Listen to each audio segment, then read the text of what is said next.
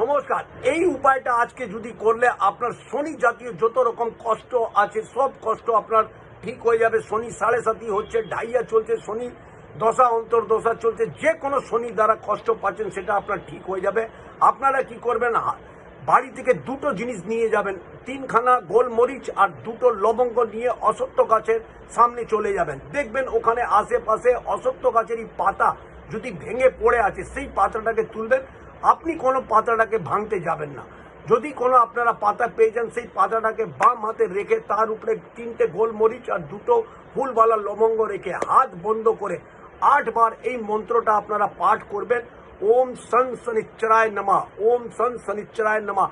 8 বার পড়ার পর ওই পাতাটাকে আপনারা নিয়ে অশ্বত্থ গাছে গোড়ায় রেখে দেখবেন আপনার শনির যত রকমই কষ্ট দিচ্ছে, দুঃখ দিচ্ছে, দারিদ্রতা দিচ্ছে, সব ভালো হতে শুরু হয়ে যাবে। এই উপায়টা করে দেবেন।